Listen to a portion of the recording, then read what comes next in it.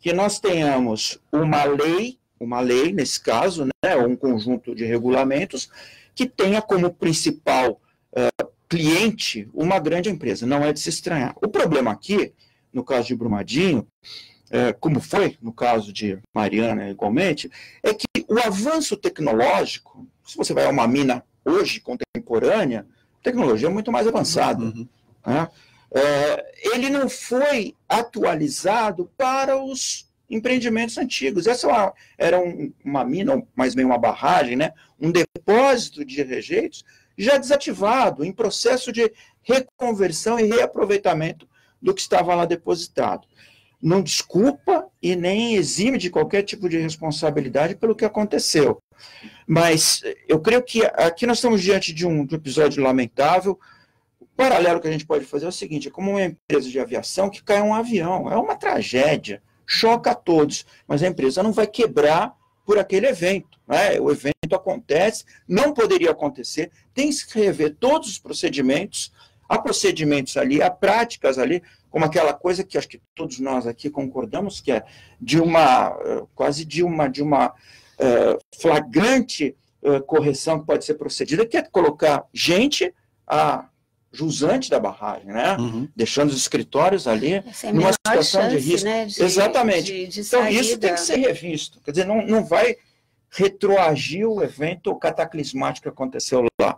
Mas, ao mesmo tempo, o fato da Vale ser a beneficiária ou a destinatária desse tipo de regulação só indica que ela é a grande produtora mineral do Estado e do país. Mas qual é a repercussão internacional disso? A repercussão internacional, nós estamos observando, em primeiro lugar, há uma repercussão do ponto de vista da empresa corporativa. Né? A Bolsa é o primeiro termômetro, né? Primeiro cai violentamente, a Vale perde 1/4 do seu valor, lembrando que a Vale é negociada no Brasil, é negociada no exterior, valor de mercado de 300 bilhões de reais, olhem o tamanho da empresa. Né? Com caixa de cerca de 30 bilhões de reais, é uma empresa, é um brutamontes, né? Robusta. Muito bem, ela já se recuperou em 10 pontos percentuais, quer dizer, o tombo agora é de 15%, é mais ou menos o tombo que você vê em empresa de aviação quando você tem um evento desse tipo.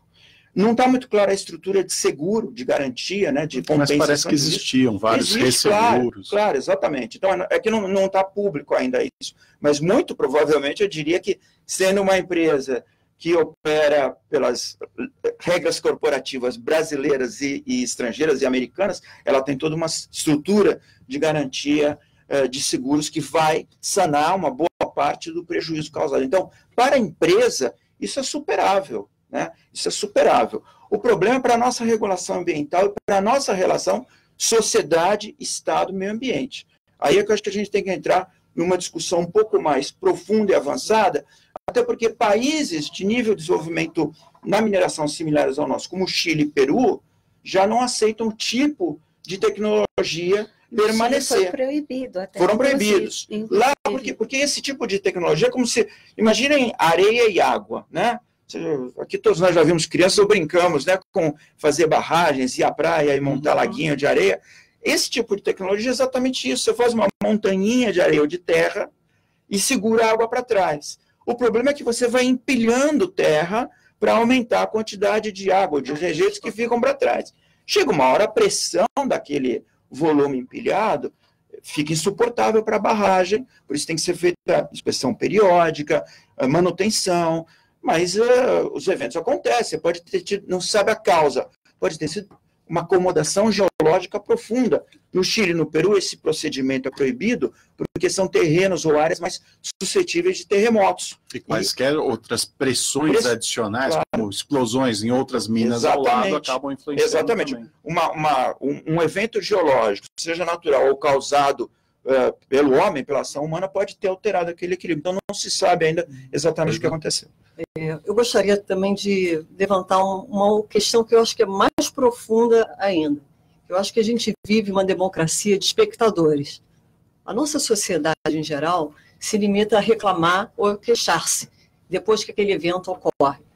Vamos tomar, assim, como um exemplo de Mariana. Ficou na mídia, sei lá, 3 meses direto, saindo na capa de jornal, telejornais.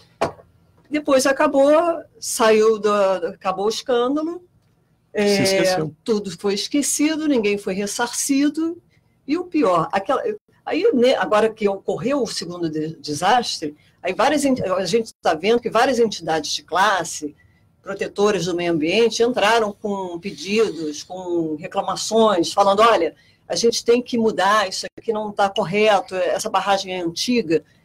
Por que não se deu voz a essas pessoas? Por que elas não tiveram espaço para participar? Eu me coloco também como culpada disso tudo como aconteceu. Porque numa democracia, eu estou ali simplesmente espectadora do que está acontecendo. No máximo, todo mundo no Facebook falando mal, ou criticando a Vale, ou criticando o engenheiro, o laudo. Mas a causa principal, eu acredito que seja a falta de participação ativa, realmente, da população. Houve um parecer contrário, firme, incisivo, justamente recente, do Conselheira contra essa renovação. Saiu no jornal? Então, não saiu, né? Alguém deu voz a essa pessoa? Não deu, por quê? Porque, pelo contrário, depois que aconteceu Mariana, em vez de não é dificultar, mas pelo menos se fiscalizar melhor, que criaram uma superintendência justamente para acelerar a concessão das licenças, independente de parecer contrário, fundamentado, e pelo que percebi do que ela relata, ela teve 4 dias para analisar 4.000 páginas, ou seja, justamente para você não conseguir, para passar, e ninguém questionar, mas felizmente ela questionou e com propriedade, e mesmo assim ela não foi ouvida e a tragédia aconteceu. E o laudo que atestou é muito recente da segurança da barragem, por isso que ensejou a segurança, a concessão das licenças. E o que ocasionou as prisões também, porque como que um atestado recente desse, como que pode atestar uma segurança tão próxima do que aconteceu, tão iminente? Exatamente. Eu acho que também tem um outro aspecto. Acho que, por um lado, a gente está suscetível à sensação do momento, o luto e todas as considerações, e, de fato, acho que a segurança tinha que ser o objetivo maior de qualquer análise desses projetos, mas tem um ponto que a notícia traz que também deveríamos tomar um pouco de atenção, que é a questão do prazo demasiado para concessão de uma análise de qualquer processo de empreendimento no Brasil. Então, a crítica inicial era que o processo era longo demais. E aí eles procuraram, então, colocar em paralelo determinadas etapas do processo, o que pode ser uma decisão até inteligente, desde que você consiga preservar a segurança e a capacidade de analisar todos os dados que se trazem. Aparelhamento técnico, né? E até o uso da própria tecnologia da informação, uso de algoritmos, a questão de ter um pouco mais do histórico. Com questões ambientais, você trabalha com um período de tempo muito maior.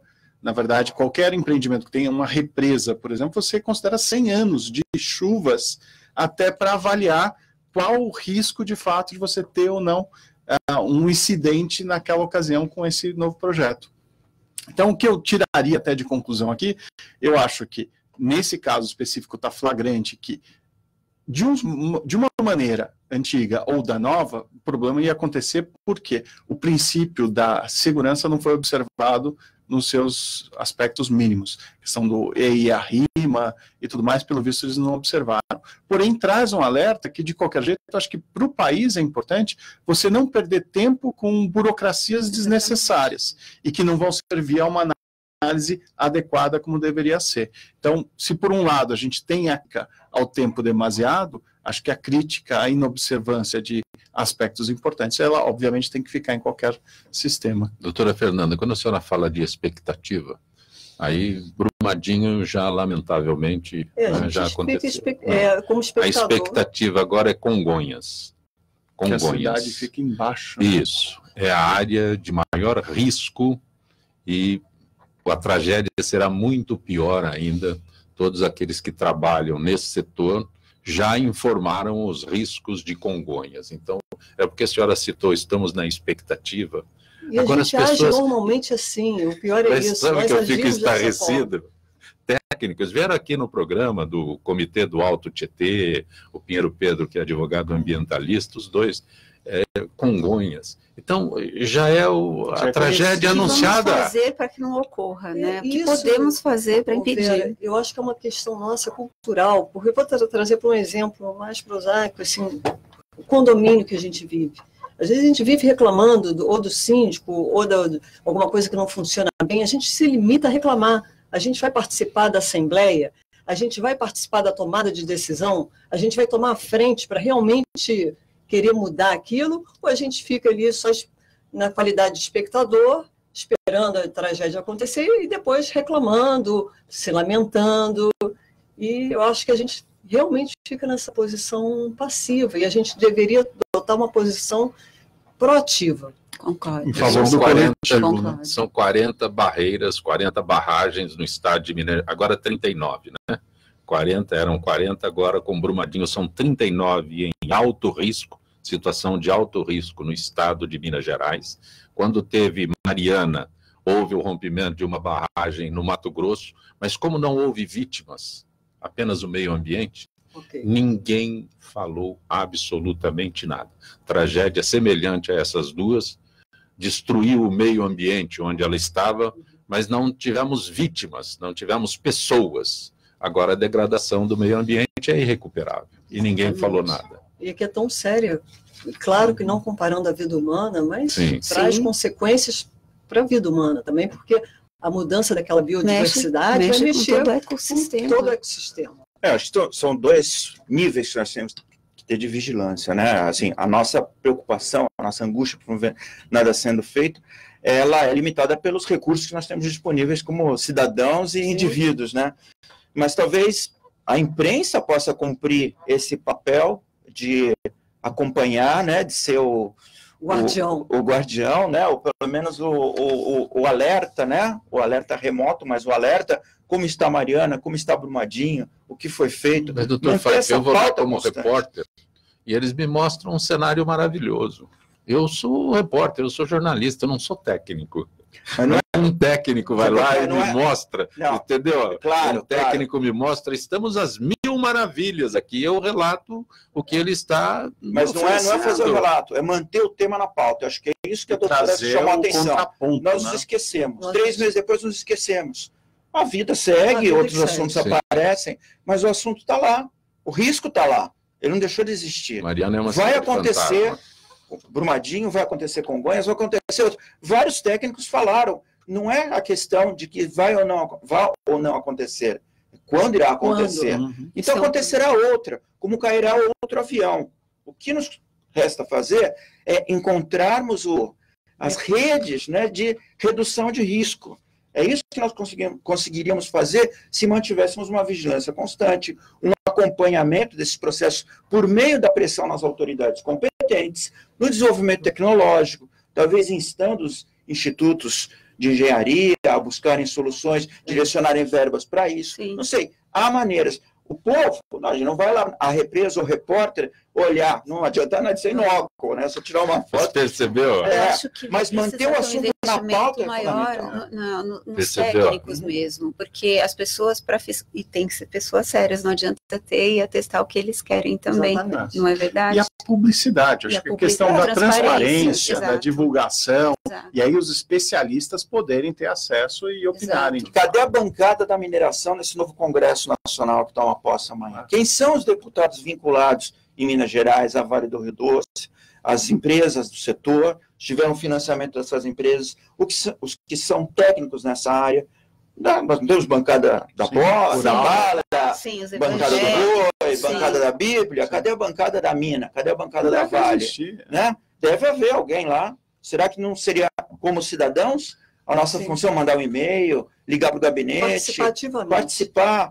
Deve ter uma comissão na Câmara, no Senado, que se encarrega de mineração, de energia. Vamos cobrar isso, aí dá para a gente trabalhar. E a gente cobrar, e também eu estou falando, a mídia, seja de qualquer forma, social, televisiva, nos dar apoio. Sim. Porque também a gente falar, sem ter o apoio, você vê uma Vale, aquela empresa gigante, Exato. com uma estrutura mega, Com anúncios, vai abafar, com anúncios Nós temos maravilhosos. voz ninguém daí, vai né? ser escutado. Ou seja, aquela associação que se indignou, falou que o laudo não estava bom. Fica Ninguém desacreditada. fica desacreditada, Nem não teve tem publicidade sobre isso, é verdade. Não existe. Não saiu uma publicidade das pessoas se insurgindo contra essa concessão de licença. Exato. E eles fizeram um movimento regional. Isso tudo veio à tona depois da segunda tragédia. Exatamente. Olha, fulano falou, Cicrano falou. O técnico lá de São Paulo falou que tem a internet das coisas, né? É um aparelho que você coloca lá, ele vai te dizer se está em risco, se não está. É uma coisa absolutamente simples, viável. Então, todas essas medidas já poderiam ter sido adotadas e simplesmente foram esquecidas. Por quê? Acabou o escândalo, acabou aquele período, vem uma outra notícia ou uma outra questão e a gente esquece daquilo. Agora houve determinação para que os escritórios, pelo menos isso, né, escritório, refeitório, não ficassem ali na beira. Como é que pode isso, né? Na beira do rio. Exato. Na beira do rio. Doutora Exato. Fernanda, abordando um assunto, a senhora que é tabeliante titular no Rio de Janeiro, se eu perguntar para a senhora sobre bitcoins, eu teria informações a respeito. Eu não consigo entender o mercado de bitcoins, esse mercado virtual, né? Certo. As pessoas aplicam, depois descobrem que não sabem onde aplicaram, não sabem. É um negócio extremamente virtual. É absolutamente virtual. Mas o que eu lhe proponho a falar não é sobre o Bitcoin, que é uma criptomoeda, que como assim existe o Bitcoin, existem inúmeras criptomoedas no mundo, a Ethereum, e diversos bancos que estão criando moedas virtuais, criptomoedas. Mas eu vou falar sobre uma nova tecnologia, que é uma tecnologia disruptiva, tal qual a internet, que é a blockchain. Eu perguntei sobre os bitcoins para que a senhora falasse que isso é uma novidade maior. E até eu tenho medo sempre de falar em Bitcoin, que o Bitcoin acabou, não sei por quê, mas, enfim, por questões de terrorismo, lavagem de dinheiro, ficou com uma péssima conotação. Então, quando você fala de Bitcoin, você associa imagens negativas. Mas o que aconteceu? Em 2008, não se sabe se o nome dessa pessoa é essa mesmo, mas é Satoshi Nakamoto, ele criou um paper onde ele criou essa criptomoeda. Essa criptomoeda se utilizou de uma tecnologia chamada blockchain. Essa tecnologia permitiu que o Bitcoin se espalhasse pelo mundo inteiro de forma absolutamente segura. Por quê?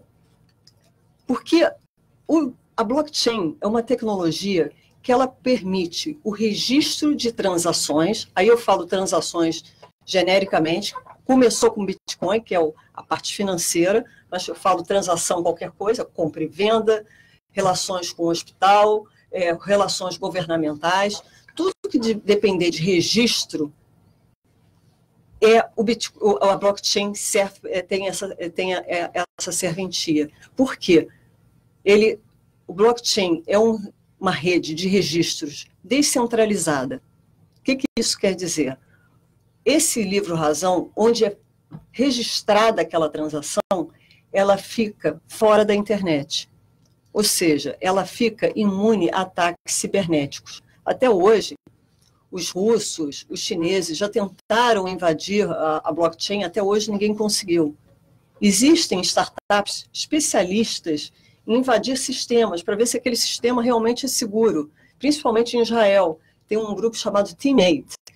E até hoje a blockchain permaneceu livre de ataques, invasões cibernéticas. Então, esse é um ponto. Ela está descentralizada em milhares, milhões de computadores pelo mundo inteiro. Em milhões de computadores pelo mundo inteiro, que estão interligados por um código hash. E esse código hash, depois que a transação é feita, ele some, você não tem mais acesso.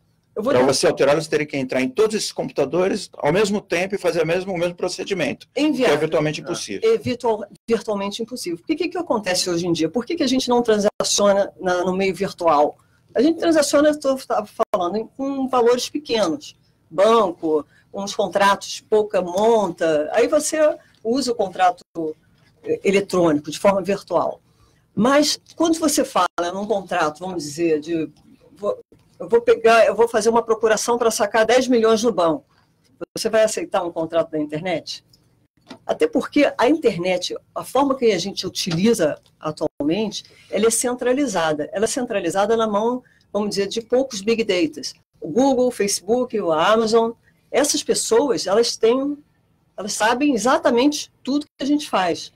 Ela funciona hoje em dia como se fosse um panóptico digital, onde eles tudo vem nosso. Eles sabem o nosso humor, eles sabem o que a gente gosta, o que a gente não gosta, o que é, para onde você vai viajar. Então, o blockchain é isso, são registros descentralizados, livres de ataques cibernéticos e imutáveis. Você imagina, por exemplo, eu fiz uma compra e venda no meu cartório e registrei lá no livro Razão, que chama-se Hyperledger, da blockchain.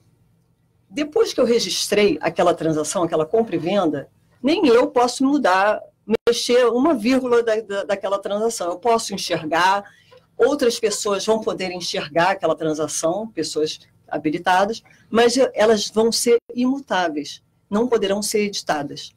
Quando a gente sabe que hoje em dia, qualquer contrato, por mais segurança que se tenha, ele é absolutamente editável. Por outro lado, também, a blockchain ela vai conferir uma transparência absurda aos negócios. Eu nem sei se a nossa sociedade está preparada para tanta transparência, porque, enfim, todos os atos vão estar ali registrados. Depois de registrado, você não tem como mudar você não tem como editar aquilo. E ele é também auditável. A Receita já começou um projeto de blockchain com ICPF. Doutora Fernanda, eu estou tentando aqui, né, me localizar no blockchain, mas no Congresso nós tivemos tentativas, né, de tudo que fosse proclamas, não mais impresso, apenas virtual, né? Então houve uma grita, principalmente propaganda legal, esse tipo de coisa, né? Porque é o documento. Tem jornais aí que vivem disso para ter a comprovação de que aquela transação existiu. No caso de proclamas aí, né? Alguém vai casar com alguém, não sei o quê e tal. Aí na internet, esse negócio desaparece, o casamento não existiu. Então, essa foi a grita de todos aqueles. Olha, aí a senhora está colocando um negócio muito acima do que, sabe? Casar assim. pelo blockchain, acho que ninguém quer. Eu sei como é que vai ser a sogra. Ninguém quer. Eu vou além. Eu estou dando um exemplo muito simples. Eu estou desenvolvendo um projeto no 15º Ofício de Notas, em parceria com uma startup, que é a GrowthTech, com a mentoria da IBM. Esse projeto que eu participei, o ano passado, ele ganhou um prêmio concorrendo com startups. Foram 70 startups do mundo inteiro. Ele ganhou um prêmio de melhor projeto, que é o Notary Ledgers. Esse projeto, ele congrega, eu juntei todas as especialidades, o RGI, o Registro Civil de Pessoas Naturais, que é onde se faz o nascimento, o casamento, o óbito, o cartório de notas, ou seja, você imagina 14 mil cartórios no Brasil inteiro, interligados, sem problemas de interface, sem problemas de guarda de banco de dados, melhor, sem papel, guarda de papel. Você imaginou quantas árvores deixarão de ser arrancadas? Eu tenho uma casa que eu guardo milhões de documentos e livros. Aquilo é um ácaro, sujeira. Se essa casa pega fogo, o que acontece com com essa papelada toda? Olha, graças a Deus, eu tomei cuidado de todo livro, antes de eu encadernar, eu digitalizo tudo. Mas hoje temos essa tecnologia, né? Mas antigamente pegou fogo. Então, dá uma cupinha, enchente, perdeu o livro, acabou. Aqui mesmo, Sorocaba, teve uma enchente lá, então todos os documentos literalmente foram água abaixo. né? Então, estamos falando de fogo, a Exatamente. água é o mais próximo, né? Então, O papel não dá segurança perdeu-se. nenhuma. E outra, para os próprios negócios, essa rapidez de acesso e confiabilidade, e aí que dá mais segurança jurídica, isso é perfeito. É uma coisa, é uma tecnologia que eu estou apaixonada, é disruptiva. Eu comecei a pensar nisso como um sentimento, vou ser muito sincera, como um sentimento de sobrevivência. Por quê?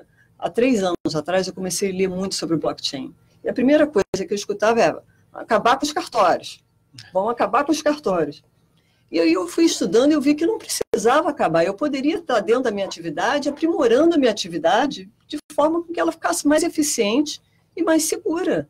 E respondesse aos anseios da sociedade, que é, você quer fazer, às vezes, um contrato da sua casa, você está no exterior, está em Paris, quer assinar uma procuração, você assina a procuração. Você tem o certificado digital? Consegue? Não, sem certificado digital. Sem certificado digital. Sem certificado digital. E como você garante que a pessoa é a pessoa? É através da biometria. Hoje em dia, o reconhecimento biométrico é uma realidade. Saiu até agora na revista Exame, que é o selfie, é a tecnologia da vez. E fora isso, como a gente está tratando de, vamos dizer, um tabelionato, um registro, a gente tem que ter mais segurança, a gente consulta a base de dados do SERP. A gente chama isso de tecnologia, a gente faz o match. Ou seja, que é o Serviço Federal. Ele tem um banco de dados de processamento de imagens. dados. Então, você faz esse match e aí você tem a segurança que aquela pessoa é aquela pessoa. Posso te falar? É muito mais seguro do que no plano físico. Hoje em dia, quantas identidades e CPF são facilmente falsificados? A gente chama Não é falsificado. Quem tem CPF em São Paulo pode tirar um lá no Rio Grande do Norte. Pode tirar uma identidade em cada estado. Em cada estado. Lá no Rio a gente chama, quando é falsificado, de Romeu e Julieta. E tem uns montes. Então essa pseudo-segurança que a gente tem da pessoa física, apresentar o documento, é muito frágil, por mais paradoxal que possa parecer. E, enfim, só para também trazer a lume aqui, a Estônia, um país do leste europeu, é um dos países que está mais conectado com a blockchain no mundo. Lá não tem brasileiro, né? Não, agora, você imagina, você tem um prontuário médico que esteja registrado numa blockchain, você vai no médico no Rio de Janeiro, vai num médico na Bahia, vai num médico em Maceió, o médico que está te atendendo lá em Maceió, ele vai poder consultar todo o teu histórico, o teu protocolo, o teu prontuário médico. Olha, estou encantada. Casar pelo blockchain não tem volta. Não, é imutável. Eu vou pedir. Nem o hacker separa. Eu vou pedir a gentileza dos senhores para conversar com a Zilka Fialho, da AFIPESP, Departamento de Marketing da AFIPESP. Zilka, boa tarde. Boa tarde, Zangopé. Boa tarde, ouvintes e debatedores do Gente que Fala. Zilka, queria abordar contigo os serviços que a AFIPESP oferece aos associados sobre um salão de beleza exclusivo. Olha, bem perto da sede social, na rua Bittencourt Rodrigues, número 88, no segundo andar, aqui no centro de São Paulo. O espaço é moderno, confortável e exclusivo para associados e dependentes. O salão funciona de segunda a sexta-feira, das 8h30 às 17h30. O atendimento é apenas com hora marcada e os interessados podem agendar o seu horário pelo telefone 3188-3100 no ramal 240. A gente fala de salão de beleza, pode parecer óbvio, mas quais os serviços oferecidos? O salão trabalha com manicure, pedicure, cabeleireiro, esteticista. Os serviços oferecidos são coloração, cortes, escova, chapinha progressiva, sobrancelha, depilação, limpeza de pele, massagens variadas, entre outros. E o que chama bastante atenção é o preço, que é muito abaixo do mercado. Todos os profissionais são especialistas na área. Eu preciso ser associado para usar esses serviços? Apenas associados e dependentes. E para marcar dia e hora, às quintas e sextas-feiras, os interessados devem ligar para o telefone 3188-3100 no ramal 240, com pelo menos uma semana de antecedência. Já toda segunda e quarta-feira, o atendimento será por ordem de chegada. Eu sendo associado, utilizando esse serviço do salão de beleza, como é que eu pago? Olha, pelo valor já ser mais em conta, o salão não trabalha com cartão, mas aceita cheque para tratamento de cabelo e cuidados estéticos, que podem ser parcelados em até 3 vezes. caso seja fechado um pacote de tratamento e a cliente não compareça a alguma sessão, o valor não vai ser abatido. Vale lembrar que todas as unidades regionais da FEPESP do interior também oferecem serviços de beleza e estética aos seus associados. Zilka Fialho, eu agradeço mais uma vez tua gentileza com o nosso Gente que Fala. Uma boa tarde. Boa tarde. Essa parceria que nós mantemos desde o início do Gente que Fala, já estamos no 19º ano de Gente que Fala, transmitindo ininterruptamente aqui pela Rádio Trianon e várias outras mídias. Estamos na temporada das chuvas. A Prefeitura de São Paulo está trabalhando todos os dias para evitar riscos, podando árvores para evitar a queda de galhos quando venta forte, removendo árvores com risco de queda, realizando limpeza de córregos, limpando bueiros e bocas de lobo para melhorar a drenagem da cidade e evitar alagamentos. A gente também precisa fazer a nossa parte. É muito importante jogar o lixo no lixo, desde aquele papelzinho de bala até o entulho de obra ou aquele móvel velho que você não quer mais. O lixo é um dos maiores problemas na época de chuvas, porque entope bueiros e ramais de drenagem, e aí já viu, né? A água volta mesmo para a rua. A Prefeitura de São Paulo tem mais de 100 ecopontos espalhados por todas as regiões da cidade. Lá você pode fazer descarte gratuito de pequenos volumes de entulho, sofá, guarda-roupa, móveis velhos, tudo que você quiser descartar. Vamos fazer a nossa parte? Para saber mais, acesse Chuvas de Verão, prefeitura.sp.gov.br. Operação Chuvas de Verão, Prefeitura de São Paulo. Gente do MPD retornará em instantes. Você está ouvindo Gente que Fala.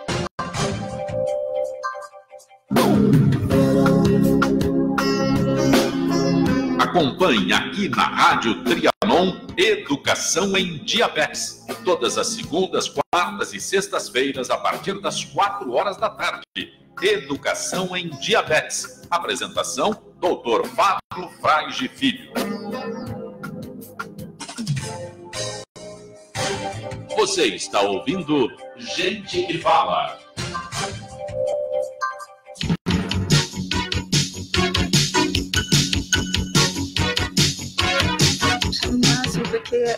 Você está conosco no Gente do MPD que Fala, aqueles que nos acompanham pelas mídias sociais. Doutor Liviano, uma gentileza sempre. Aliás, esta parceria Gente do MPD que Fala, graças ao empenho do doutor Roberto Liviano, que está sempre conosco aqui. E o Gente do MPD que Fala hoje tem apoio do Instituto Ética, representado o MPD pela promotora de justiça, doutora Vera Taberti. Conosco hoje também a tabeliante titular do Rio de Janeiro, doutora Fernanda Leitão, o cientista político, doutor Alberto Pfeiffer, e o advogado, doutor Carlos Eduardo Gouveia. Doutor Pfeiffer, o senhor é cientista político, né, coordenador do grupo de análise da conjuntura internacional da USP.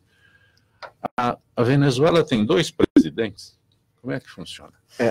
Não funciona, né? A resposta rápida é essa.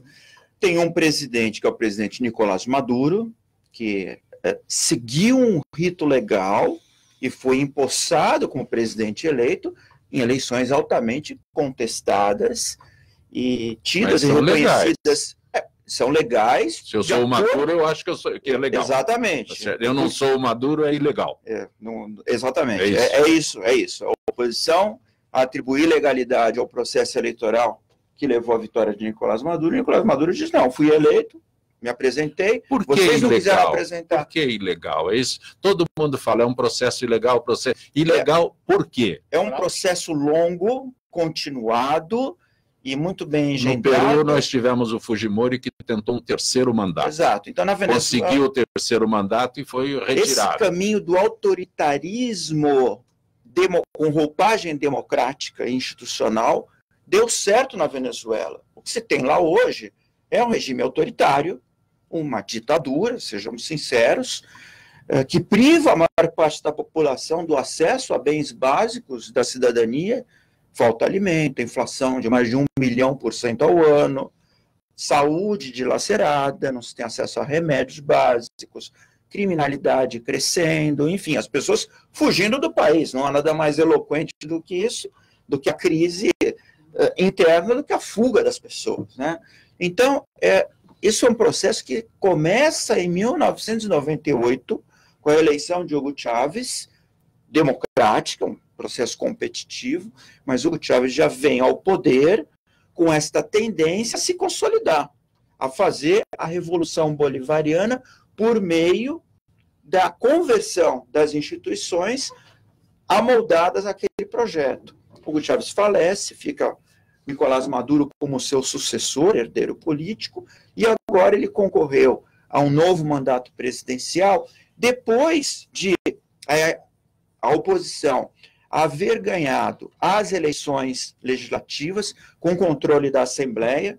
Nicolás Maduro, com uma canetada, dissolve ou destitui de poderes aquela Assembleia, aquele parlamento, e instala uma constituinte, uma Assembleia Constituinte, privando de poderes essa Assembleia Nacional, da qual o presidente é Juan Guaidó.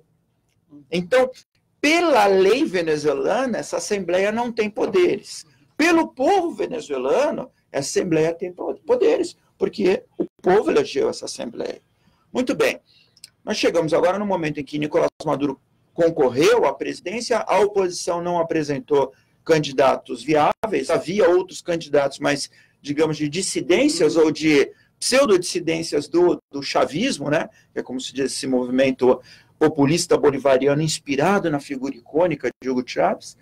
Maduro ganha, mas a parte da comunidade internacional, especialmente nas Américas, não reconhece o governo de Nicolás Maduro. O Grupo de Lima é o conjunto de países, 14 países, que centralizam esse ativismo anti-Nicolás Maduro. A grande maioria dos países do Grupo de Lima não reconhece Nicolás Maduro, reconhece posteriormente Juan Guaidó, Estados Unidos reconhecem, alguns países, México, Cuba, Nicarágua, Bolívia, não reconhecem Juan Guaidó, mas mais importante, China, Rússia, Turquia, Irã, Síria, mas principalmente China e Rússia, apoiam Nicolás Maduro.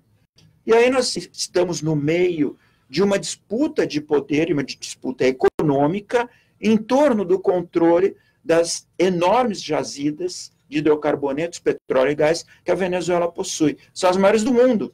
Nem a Arábia Saudita, Irã, a Venezuela é quem tem mais hidrocarboneto, petróleo e gás no mundo. O que nós estamos vendo aqui acontecer na região agora, então, é uma disputa entre interesses, vamos dizer, das Américas do Ocidente, né? Estados Unidos, que tem interesses concretos no fornecimento de petróleo da Venezuela, e interesses da China, que é uma grande financiadora do regime de Nicolás Maduro, e Rússia, que não só é acionista da empresa que faz ou refina a distribuição de gasolina e derivados nos Estados Unidos, que é propriedade do governo venezuelano, mas opera nos Estados Unidos, e a Rússia hoje é um grande acionista dessa empresa, e a Rússia também é um grande fornecedor de armamentos para a Venezuela, que é um estado militarizado e que, sem o apoio dos militares, Nicolás Maduro não teria a garantia da continuidade do poder. Como ele conseguiu esse apoio? Distribuindo benesses. Algumas lícitas, uma boa parte lícitas. Há informações seguras de que há vários militares. Vejam, no Brasil nós temos 140 generais no Exército. Na Venezuela são mais de 3 mil generais. Esses generais dominam todo o aparato estatal venezuelano. A própria PDVSA, que é a grande empresa de exploração de petróleo e gás, mas que ela não faz só isso. Ela tem supermercados, ela constrói casas populares, ela faz procedimentos cambiais, né, troca e venda de moedas. Quem tem o controle desses pedaços de poder são militares. Tem a ideia do contingente de militares lá para 3 mil generais? Então, é um país, ele tem, basicamente, são 3 grandes grupos armados, né, que têm acesso ao uso da força na Venezuela. As forças armadas tradicionais, as 3 forças, terrestre, exército, né, marinha e aeronáutica.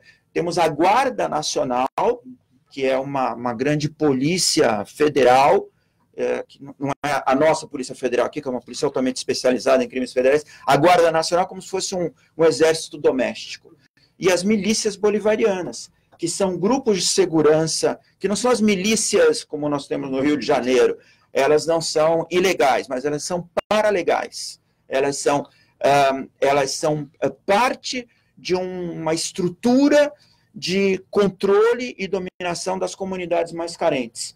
Então, nas comunidades carentes, nas favelas, enfim, nas comunidades, há estruturas de assistência social financiadas pelo Estado e há estruturas de segurança financiadas pelo Estado. E essas estruturas são as milícias bolivarianas, que são armadas pelo Estado. Há fábricas, a Kalashnikov, né, tem fábrica, né, russa tem fábrica de rifles na Venezuela, e com isso facilita o acesso ao armamento. Então, qual é a situação hoje? É uma situação em que parte da comunidade internacional apoia o governo dissidente de Juan Guaidó, parte da comunidade internacional apoia Nicolás Maduro. O problema é que é um país que está na nossa fronteira. Nós não só recebemos refugiados, imigrantes venezuelanos, pobres, né, que caminham centenas de quilômetros, mas a Venezuela fornece energia elétrica para o Brasil. Nós temos grandes empresas brasileiras com transações na Venezuela, com dívidas a receber da Venezuela. Da minha singela opinião e resumo, nós estamos aqui diante da criação de uma grande Cuba sentada no maior barril de petróleo do mundo nas nossas fronteiras. É um problema seríssimo e gravíssimo, né? E eu não falo de Cuba em detrimento da grande nação cubana, mas sim como a ser simbolismo do epicentro de uma disputa de poder entre potências externas, Estados Unidos, Rússia e China, na nossa fronteira terrestre, lidando com um ecossistema que é de nosso interesse e de nossa prioridade tomar conta, que é o ecossistema amazônico, né? Esse grande bioma, enfim, com tantos impactos e benesses que ele pode oferecer ao Brasil. O Brasil, nesse episódio, fugiu um pouco a sua tradição de atuação externa e diplomática, tomou partido, talvez de uma forma até exagerada, ideologicamente alinhada com as posturas do governo atual, o que é coerente, mas, por outro lado, não é coerente com a nossa tradição diplomática e mesmo com preceitos da nossa Constituição, artigo 4º, que é a não intervenção nos assuntos de outros países. Assuntos. Exatamente. Então, é possível, por exemplo, proteger os direitos humanos. Na Venezuela, o governo infringe direitos humanos, prendendo opositores, vedando a liberdade de expressão, fechando canais da imprensa. Exatamente. Mas há maneiras de se fazer isso. O Brasil se afastar do centro desse episódio, deixando de ser talvez um mediador mais ativo, dizendo, mas não adianta tentar mediar o Nicolás Maduro. Adianta sim. O Brasil tem jeito de conversar com a China, com a Rússia. Não, talvez no mesmo nível, né? Nós não somos nos Estados Unidos, mas eu acho que o Brasil perdeu um pouco ao se afastar, estabelecendo o lado em que ele está. Até porque o próprio Maduro já começou a voltar atrás numa eventual tentativa de conversa com os Estados Unidos. Aceitando eleições legislativas, por exemplo, né? Então há espaço de negociação. Os Estados Unidos parar de comprar o petróleo da Venezuela. Essa é a grande pergunta. Por que então os Estados Unidos não pararam de comprar petróleo da Venezuela? Porque não é tão fácil assim substituir o petróleo da Venezuela. Você vai comprar de quem? Do Irã? Da Arábia Saudita, que não é o país campeão em direitos humanos. É o petróleo mais pesado que Exato, além disso, tem aspectos técnicos que tem que ser verificados. A Venezuela está ao lado dos Estados Unidos. De Miami para Caracas são 2h30 de voo. É um petróleo bom, barato e de entrega imediata. Então não é tão fácil como parece. Doutor Gouveia, o senhor que é diretor executivo do Instituto Ética e Saúde, dados recentes indicam o aumento do número de casos de mortes causados pelo câncer. Cresceu muito no Brasil e na América Latina numa velocidade acima da média, não é? Diferentes setores alertam para a necessidade de facilitar o acesso ao tratamento da doença com melhor infraestrutura, financiamento, recursos humanos, disponibilidade de tratamentos e tudo mais. Por favor, não estou excluindo os demais participantes. Esse é um assunto que Na verdade, esse é um assunto extremamente importante. Nós estamos vivendo uma mudança demográfica que causa, de fato, esse aumento das doenças crônicas não transmissíveis, dentre elas problemas cardiológicos, obesidade, diabetes, mas principalmente casos de câncer. A população vive mais tempo, vive, infelizmente, com hábitos não tão saudáveis. Então, se por um lado a medicina ajuda a prolongar a vida, algumas doenças que não apareciam tanto começam a aparecer. No caso do câncer, estima-se que em 2040, só o Brasil já vai ter mais de 1 milhão de casos novos surgindo. E todos os cânceres? Todos os cânceres juntos, Tá. alguns com mais prevalência do que outros. Isso, por um lado, acontece, mas, por outro lado, a gente vê, e aí a crítica que se faz, ainda o pouco acesso ao diagnóstico precoce e, portanto, a uma terapia adequada. Hoje, a gente já tem solução para câncer de mama, 95% dos casos já podem ser tratados, ou têm uma chance de serem tratados com sucesso se diagnosticados precocemente.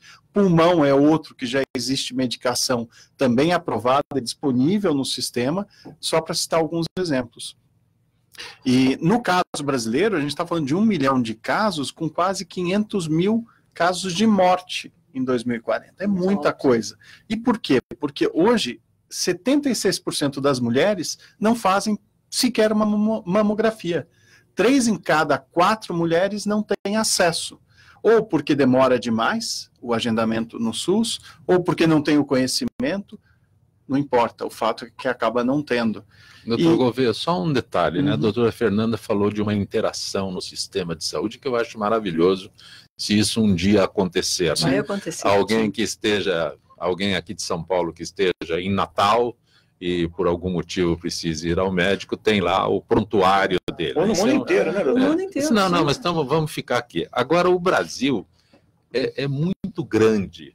E nós aqui em São Paulo não temos ideia da realidade de 100 metros da capital. Né? Não precisa nem ir muito longe. 100 metros da própria capital. Então, quando o senhor fala de casos de câncer que não tem acesso, as pessoas não têm ideia da possibilidade de ficar doente, não é?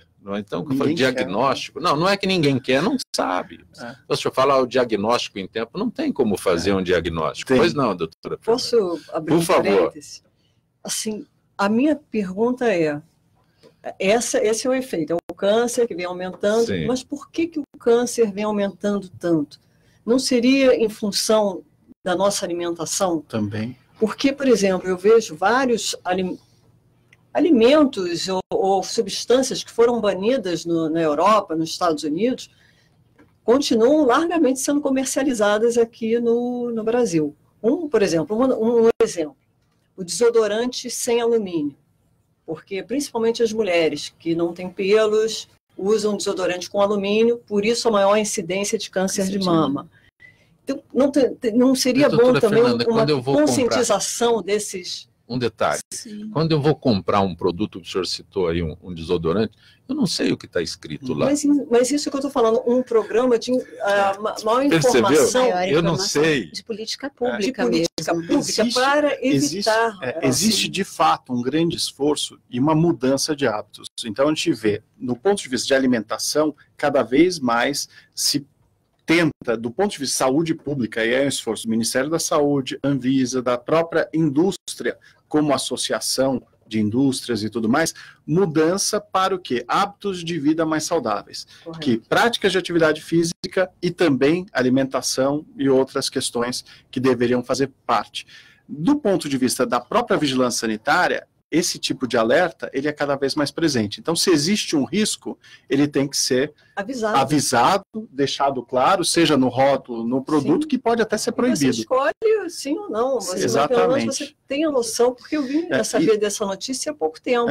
E no caso do câncer, a gente tem as situações. Tem o câncer hereditário e o câncer somático, que acaba surgindo por uma série de fatores, inclusive meio ambiente também.